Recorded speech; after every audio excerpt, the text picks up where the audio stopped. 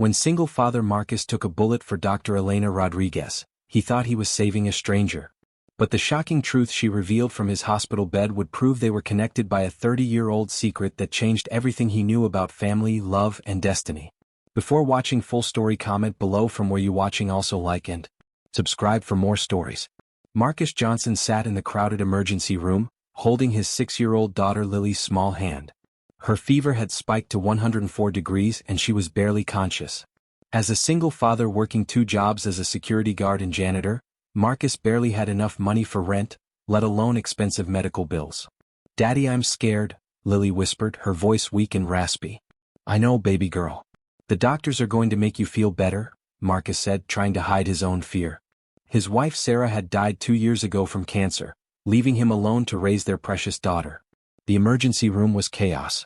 Nurses rushed between patients, machines beeped constantly, and worried families filled every chair.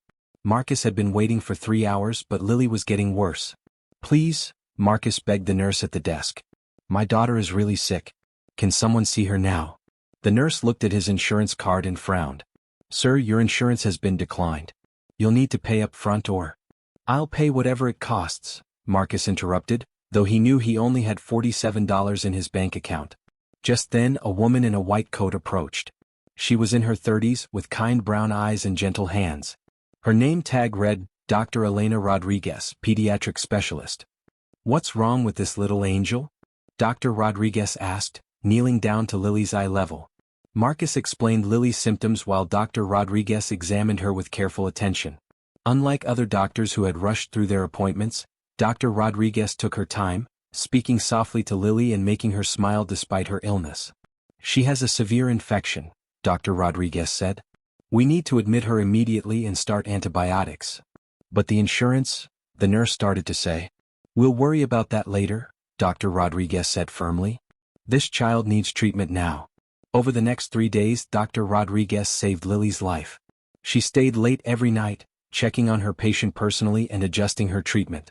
Marcus never left Lily's bedside, sleeping in an uncomfortable chair and surviving on vending machine food. Dr. Rodriguez brought Marcus coffee and sandwiches from the hospital cafeteria. She also brought coloring books and small toys for Lily, making the scary hospital room feel more like home. "You don't have to do all this," Marcus said one evening as Dr. Rodriguez sat with them, helping Lily color a picture of butterflies. "Every child deserves to feel safe and loved when they're sick," Dr. Rodriguez replied. "And every parent deserves support." Marcus noticed that Dr. Rodriguez worked longer hours than any other doctor. She treated every patient like family, especially the children from poor families who couldn't afford the best care. "Why did you become a doctor?" Marcus asked. Dr. Rodriguez was quiet for a moment. "I grew up poor too," she said softly. "My mother cleaned offices at night and took care of other people's children during the day. When I got sick, we couldn't afford good medical care. A doctor like me helped us for free and inspired me to do the same." Marcus felt a deep respect for this woman who had dedicated her life to helping others. When Lily was finally well enough to go home, the hospital bill was over $15,000. Marcus stared at the number, knowing it would take him years to pay it off. "Don't worry about the money right now," Dr. Rodriguez said. "Focus on keeping Lily healthy. We'll figure out the rest later." Dr. Rodriguez gave Marcus her personal phone number in case Lily had any problems with her recovery. What started as medical check-ins became genuine friendship. Marcus learned that Dr. Rodriguez worked at 3 different hospitals, often sleeping in her car between shifts. She sent most of her money to support her elderly mother and younger siblings who were still in college. Dr. Rodriguez learned that Marcus worked security at the mall during the day and cleaned offices at night. Despite his exhausting schedule, he was a devoted father who helped Lily with homework, read her bedtime stories, and never missed a school event. "You're an amazing father," Dr. Rodriguez told him one day when she stopped by their small apartment to check on Lily. The apartment was tiny but spotlessly clean, filled with Lily's artwork and photos of happy moments. "I'm just doing what any parent would do," Marcus replied.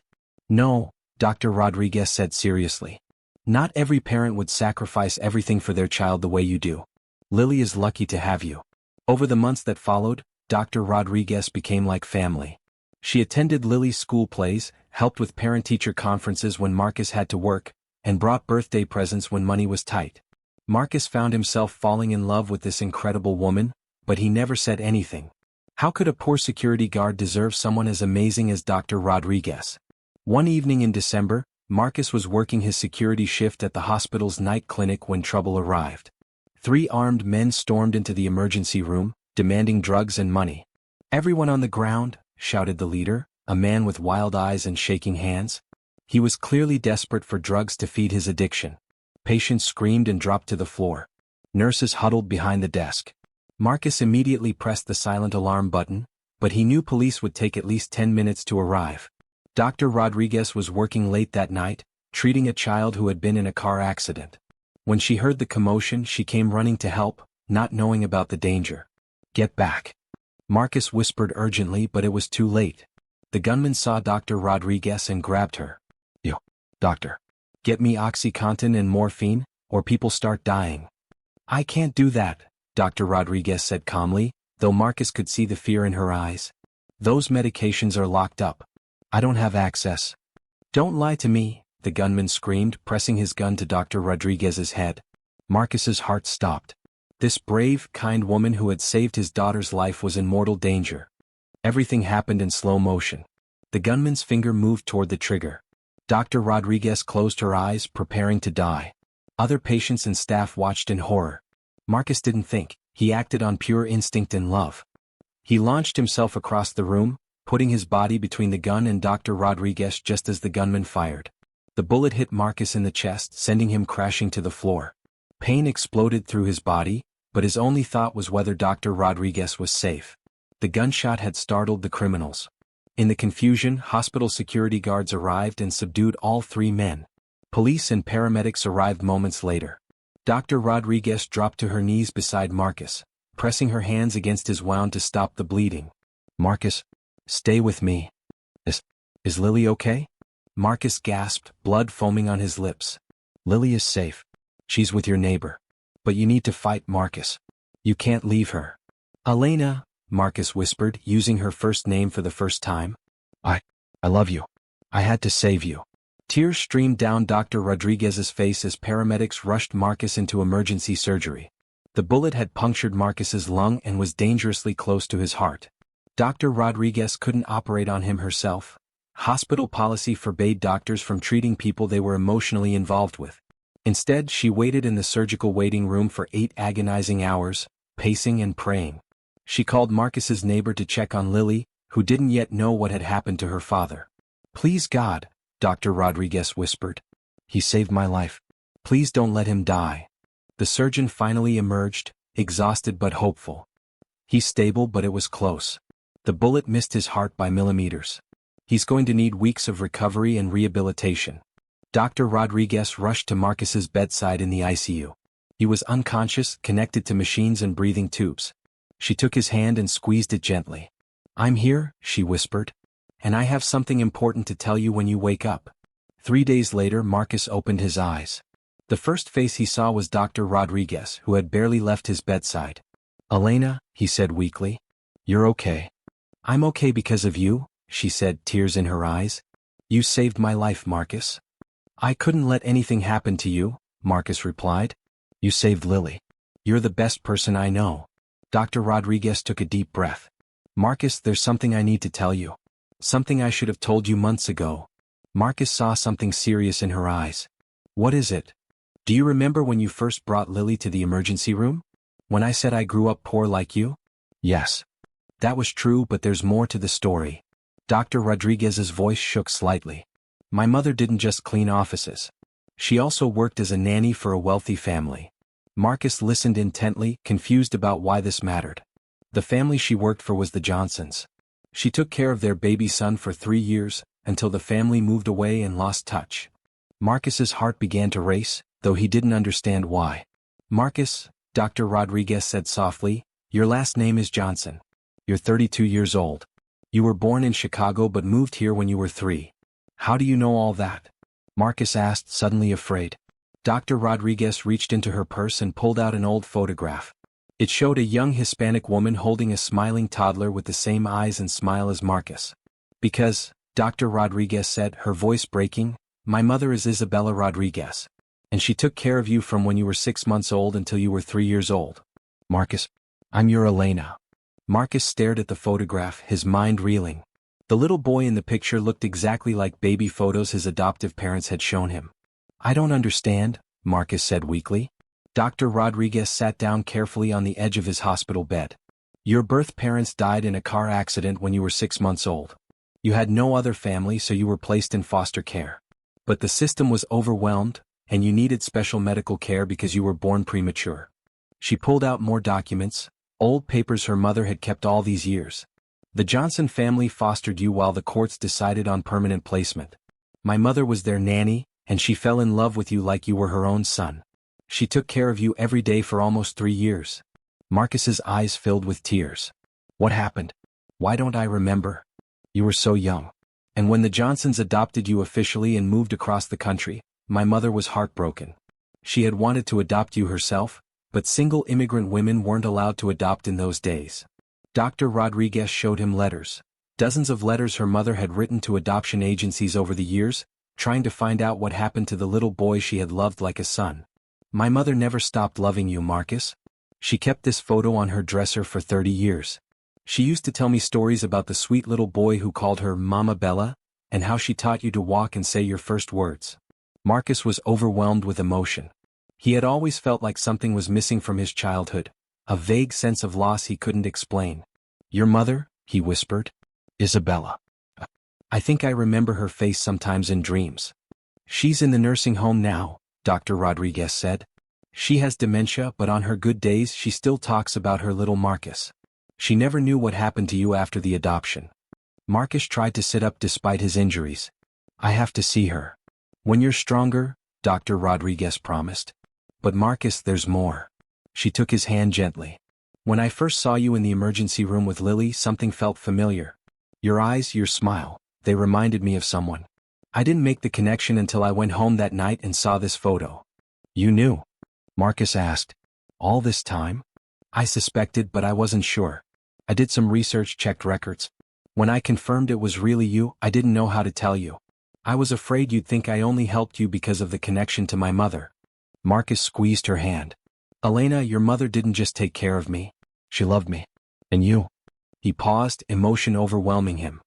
"You loved me too, didn't you? Not just because of the past, but because of who we are now." Dr. Rodriguez nodded, tears streaming down her face. "I fell in love with the man you became, Marcus. A devoted father, a good man who works 2 jobs to provide for his daughter. The little boy my mother loved grew up to be exactly the kind of person she hoped he would be." 2 weeks later, Marcus was strong enough to leave the hospital. With Dr. Rodriguez's help, he and Lily went to visit Isabella at the nursing home. Isabella was sitting in her wheelchair by the window when they arrived. She was 78 years old, her once dark hair now silver, but her eyes were the same warm brown eyes Marcus remembered from his dreams. "Mama," Dr. Rodriguez said gently, "I brought someone special to see you." Isabella looked at Marcus with confusion at first. But as he knelt down beside her wheelchair, something clicked in her memory. "Marcus?" she whispered in Spanish. "Mi pequeño Marcus?" "Yes, Mama Bella," Marcus said, using the name that had come back to him in his dreams. "It's me." Isabella's weathered hands reached up to touch his face, just as she had done when he was a toddler. "You grew up so handsome, Mijo," she said in accented English. "I never forgot you. Never." Lily watched with wide eyes as the elderly woman hugged her father and cried happy tears. "Daddy," Lily whispered, "is this my grandma?" Marcus looked at Dr. Rodriguez, who nodded with a smile. "Yes, baby girl," Marcus said. "This is your abuela Isabella. She took care of Daddy when he was little, just like Daddy takes care of you." Isabella's face lit up when she saw Lily. "And this beautiful angel is your daughter? She looks just like you did at that age." For the next 2 hours, Isabella told stories about baby Marcus, how he loved to dance to music, how he would help her cook by standing on a chair beside her, how he would fall asleep in her arms every night. "I always wondered if you were happy," Isabella said to Marcus. "If you had a good life." "I did, Mama Bella. My adoptive parents loved me very much. But I always felt like something was missing. Now I know what it was. I was missing you." The shooting had made local news and Marcus was hailed as a hero. But he didn't feel like a hero. He felt like a man who had been given the greatest gift possible. Dr. Rodriguez took a leave of absence to help Marcus recover. She stayed in his small apartment, sleeping on the couch and helping care for both Marcus and Lily. During those weeks of recovery, Their love deepened into something unbreakable. They had found each other against impossible odds, connected by a bond that had existed for 30 years. Isabella's condition improved dramatically with regular visits from Marcus and Lily. Having her little Marcus back gave her a reason to fight the dementia and stay present. "Elena," Marcus said one evening as they sat on his small balcony, watching Lily play in the courtyard below, "I need to ask you something." Dr. Rodriguez turned to him with curious eyes. Marcus took her hand, still weak from his injuries but determined. 30 years ago your mother loved me like a son. Today I love you like I've never loved anyone. Will you marry me? Will you help me give Lily the mother she deserves and Isabella the family she's missed all these years?" Dr. Rodriguez began to cry, happy tears that had been building up for months. "Yes," she whispered. "Yes, Marcus. We're already family. We always have been."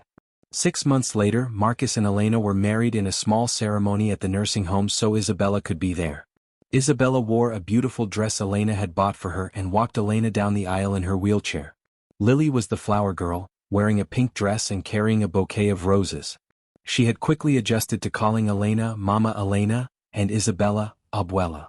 The ceremony was simple but filled with love. Elena's siblings, who had driven from across the country, were amazed to finally meet the little Marcus their mother had talked about for decades. Marcus's adoptive parents, now in their 70s, attended the wedding and were thrilled to learn about Isabella. They had always wondered about Marcus's early years and were grateful to meet the woman who had loved him first. "I always knew there was something special about you," Marcus's adoptive mother told Isabella. "He was such a loving child, that came from you." During his wedding speech, Marcus fought back tears. "A year ago I was just a single dad trying to make ends meet. I never imagined I would find not just a wife, but a whole family I didn't know I was missing." He looked at Elena, beautiful in her simple white dress. "Elena saved my daughter's life. I took a bullet for her. But the truth is we saved each other. Sometimes love comes disguised as coincidence, but I believe we were meant to find each other." Marcus and Elena moved into a larger apartment so Isabella could live with them. Elena reduced her hospital hours to spend more time with family, though she continued her work helping children from low-income families. Marcus finished his college degree with Elena's encouragement and became a hospital security supervisor, specializing in crisis management and de-escalation techniques. Lily flourished with her new family. She had not only gained a stepmother and great-grandmother, but also aunts, uncles and cousins who welcomed her with open arms. Isabella's health continued to improve with the love and stability of family around her. On her good days, she taught Lily to cook traditional Mexican dishes and told stories about both Elena's and Marcus's childhoods. "Abuela," Lily asked one day while they were making tortillas together, "did you know Daddy and Mama Elena would fall in love?" Isabella smiled mysteriously. "I always hoped, Mija. I prayed for 30 years that my little Marcus would be happy. God works in mysterious ways." The story of Marcus and Elena's reunion spread beyond their local community. A national news program featured their story, calling it "A Miracle of Love and Destiny." Hundreds of people reached out, sharing their own stories of lost connections and found family. Foster children who had lost touch with early caregivers, adoptees searching for birth families, and caregivers who had wondered about children they had loved. Marcus and Elena started a nonprofit organization called Lost and Found Families to help people reconnect with loved ones from their past. Isabella, despite her age and condition, became the organization's inspiration and unofficial grandmother to everyone who visited. The 3 armed men who had caused the shooting were sentenced to prison, but Marcus chose to forgive them. At their sentencing, he spoke about how their actions had inadvertently led to the greatest blessing of his life.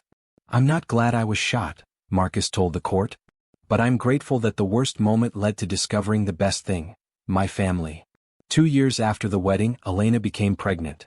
When she told Marcus, he cried with joy. "Our child will grow up surrounded by so much love," he said, placing his hand on her growing belly. Lily was excited about becoming a big sister. She spent hours talking to the baby and helping Elena prepare the nursery. Isabella, now 81 but still lucid most days, was overjoyed. "I will get to hold another baby," she said with wonder. "God has given me more than I ever deserved." When baby Carlos was born, Isabella held him just as she had held Marcus 35 years earlier. The circle of love that had begun with her caring for an orphaned infant had come full circle. "He looks just like his daddy did," Isabella whispered, tears of joy streaming down her face. Marcus watched his wife holding their newborn son while Lily sang a lullaby and Isabella offered blessings in Spanish. He thought about the night he had taken a bullet for Elena, never knowing that he was actually saving the woman who would complete his family in ways he never imagined possible. Carlos grew up hearing the story of how his parents met, how Daddy saved Mommy's life, but Mommy had actually been connected to Daddy since he was a baby through Abuela Isabella's love. The family continued their work with lost and found families, helping dozens of people reconnect with their past. They also worked with the hospital to create a fund for families who couldn't afford medical care, ensuring no parent would have to choose between their child's health and financial security. Isabella lived to be 85, long enough to see Carlos take his first steps and say his first words. Her final words were to Marcus, "Thank you for coming back to me, Mijo. You made an old woman's heart complete." Elena took a leave of absence from medicine to write a book about their story. The Bullet That Changed Everything became a bestseller, with all proceeds going to their nonprofit organization. Marcus was promoted to director of hospital security, implementing programs that prevented violence while treating people with mental health issues and addiction with compassion rather than just punishment. As the years passed, Marcus and Elena discovered even more connections between their past and present. Elena's medical school had been partially funded by a scholarship program established by Marcus's adoptive parents. The hospital where they met had been built on land donated by Marcus's birth parents before their death. "It's like the universe kept trying to bring us together," Elena marveled one evening as they looked through old documents and photographs. "Maybe," Marcus replied, holding her close. "Or maybe love is stronger than time and distance. Maybe the love your mother showed me as a baby created invisible threads that led us back to each other." They had learned that Isabella had never married because she had poured all her maternal love into caring for other people's children, including Marcus. Elena had chosen pediatric medicine partly because of stories her mother told about the little boy she had loved and lost. "She never lost me," Marcus said when he learned this. "I was just hidden for a while. But love like that never really goes away." When Lily turned 16, she announced that she wanted to become a pediatric nurse like Mama Elena. Carlos, now 6, already showed signs of his father's protective instincts and his mother's compassionate heart. He would share his toys with any child who seemed sad and always asked to help when his parents were caring for Isabella. "We're raising them to understand that family isn't just about blood," Elena told Marcus one day as they watched their children playing together. "It's about love, sacrifice, and choosing to care for each other." The family tradition became weekly visits to the nursing home where Isabella had lived, bringing joy to elderly residents who had no family of their own. Lily and Carlos grew up understanding that they were part of something larger than themselves. "Why do we help so many people?" Carlos asked his parents one day. "Because," Marcus explained, "when I was a little boy like you, a woman named Isabella helped me even though I wasn't her real son. Then when you were just a twinkle in God's eye, Mama Elena helped Lily and me when we were strangers. Now we help others because love is meant to be shared." On the 10th anniversary of the shooting, Marcus and Elena were at the hospital for a commemorative ceremony when a young man approached them nervously. "Excuse me," he said. "Are you Marcus Johnson? The security guard who was shot?" Marcus nodded, wondering what this young man wanted. "My name is David Torres. I was one of the 3 men who robbed the hospital that night." Elena instinctively stepped closer to Marcus, but Marcus remained calm. "I just got out of prison last month," David continued. "I've been clean for 3 years now. I wanted to find you and apologize for what we did. And to thank you." "Thank me?" Marcus asked, confused. "In prison I heard about your story. About how the shooting led to you finding your family. I heard about all the good work you're doing now. It made me realize that even the worst things we do can sometimes lead to good if people choose to respond with love instead of hate." David's eyes filled with tears. "I'm working at a rehab center now helping other addicts get clean. Every day I tell them about the security guard who chose forgiveness over revenge. Your example changed my life." Marcus was quiet for a long moment, then extended his hand to David. "I'm glad you're clean," Marcus said sincerely. "I'm glad you're helping others. That night was terrible, but you're right. Sometimes God uses even bad things to create good." Elena watched her husband with amazement and pride. This was the man she had fallen in love with, someone who could find hope and purpose even in pain. As Marcus and Elena entered their 50s, their love story had touched thousands of lives. Their nonprofit had reunited over 200 families. The hospital fund they established had helped more than 1,000 children receive medical care. Lily became a pediatric nurse and married a good man who shared her passion for helping children. She named her first daughter Isabella, ensuring that the name would continue to another generation. Carlos became a police officer specializing in crisis intervention, using his father's example to de-escalate dangerous situations with compassion rather than violence. The nursing home where Isabella had lived created the Isabella Rodriguez Memorial Garden, a peaceful place where families could visit and remember loved ones. Elena spoke at the dedication ceremony. "My mother believed that love never dies," Elena said to the gathered crowd. "She loved a little boy for 3 years and never forgot him. 30 years later, that love brought us all together. She was right. Love is stronger than time, stronger than distance, stronger than circumstances." Marcus stood beside his wife, now silver-haired but still beautiful, surrounded by their children and grandchildren. He thought about the scared young father he had been, sitting in an emergency room with a sick daughter and no money. That man could never have imagined the life he would build, not just with Elena, but with an entire community of people connected by love, service, and second chances. On Marcus's 60th birthday, the family gathered for a celebration at the community center where they held their nonprofit's monthly meetings. The walls were covered with photos, reunion pictures of families who had found each other, graduation photos of children who had received medical scholarships, wedding pictures of couples who had met through their programs. Elena stood up to give a toast. 40 years ago, my mother held a baby boy and loved him like her own son. 20 years ago, that same boy saved my life by taking a bullet meant for me. Today, we're surrounded by hundreds of people whose lives have been touched by that original act of love. She looked around the room at faces young and old, people who had found lost family members, former patients who had become friends, colleagues who had become like siblings. Marcus always says he's not a hero, Elena continued. But I disagree. A hero isn't someone who isn't afraid, it's someone who acts with love despite the fear. Marcus chose love when he helped a stranger's sick child. He chose love when he stepped in front of a bullet. He chooses love every single day. Marcus stood up and took Elena's hand. "I'm not the hero of this story," he said. "Isabella was the hero. She loved a child who wasn't hers because love was just who she was. Elena is the hero. She dedicated her life to healing children because that's who she is. All I did was recognize love when I saw it and choose not to let it go." He looked at his family, Lily with her own children, Carlos with his wife, and Elena still radiant after all these years. "The bullet didn't change everything," Marcus said. "Love changed everything. The bullet was just love's way of making sure we didn't miss our chance." As the celebration continued around them, Marcus and Elena stepped outside into the garden where a small plaque honored Isabella's memory. "Do you think she knows?" Elena asked, looking at the stars. "I think she's been watching over us all along," Marcus replied. "I think she's proud of the family she helped create." They stood in comfortable silence, listening to the sounds of celebration inside, children laughing, adults sharing stories, music playing softly. "Marcus," Elena said, "if you could go back to that night in the hospital, would you still take the bullet?" Marcus turned to look at his wife, his partner, his miracle. "Every single time," he said without hesitation. "Some things are worth any price. Love is one of them." Inside the building, their grandchildren were asking Lily to tell the story of how Grandpa and Grandma met. Lily settled them in a circle and began. "Well, it all started when Grandpa's little girl got very sick, and he met a doctor who would change everything." And so the story continued, passed down to another generation, reminding them all that love never dies, it just finds new ways to bloom. Sometimes the most extraordinary love stories begin with the most ordinary acts of kindness. Sometimes saving someone else's life means saving your own. And sometimes taking a bullet for a stranger reveals that they were never a stranger at all. They were family you just hadn't found yet.